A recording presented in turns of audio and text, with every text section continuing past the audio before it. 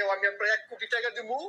আপনি 1 কোটি টাকা নিয়ে একটা কোম্পানির কাছে যাবেন, যে কোনো কোম্পানি, কাজী আছে, কাজী এগ্রো, নাহার, নারী, সিপি, যারাই মুরগি করে, যাদের কোম্পানি আছে, 1 কোটি টাকা নিবেন, নিয়ে তাদের মেইন গেটে বলবেন, এই যে আমি 1 কোটি টাকা নিয়ে আসছি ভাই, আপনি আপনার মুরগির ঘরে আমায় ঢুকতে দেন। 1 কোটি না, আপনি 5 কোটি টাকা দিলে ওই ঘরে ঢুকতে দিব না আপনারে। আপনি যদি ঢুকতে দেয়, আপনি পুরো ড্রেস চেঞ্জ করবো, গোসল করাইবো, আন্ডার ওয়্যারটা পর্যন্ত চেঞ্জ করা লাগবো, ওরা একটা ড্রেস দিব, ওই ড্রেস গোসল করাইবো, জীবন মুক্ত করবো। যদি সম্ভব হইতো আপনার ফরমালিনে চুবান দিব, যদি আরো সম্ভব হইতো আপনার চামড়া তুলতো এমনি।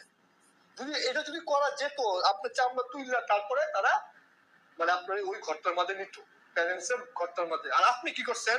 অ্যাভেলেবেল লোক ঢুকাই দিচ্ছেন আপনার খামারে। আপনার এই ঢুকানোর জন্য এই প্রাণীগুলোর জীবন রিস্কে পড়ছে। আপনি চিন্তা করবেন কিন্তু ভাইজান, কোনটা আপনার জন্য, আপনার ভুলের জন্য একটা প্রাণীর জীবন রিস্কে পড়ে গেছে।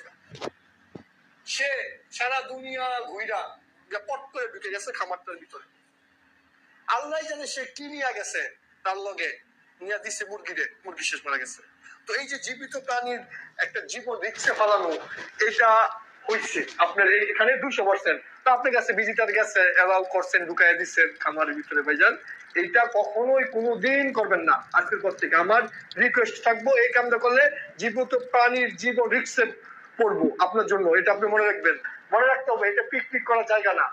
এটার ভিতরে জীবন আছে, আমার এই খামারটার ভিতরে জীবন আছে। আমি এই ভুল করলে এদের লাইফ রিস্ক, এদের মারা যাওয়ার একটা সম্ভাবনা থাকবে। তা আমি কেন এটার ভিতরে লোকজন অ্যালাউ করবো?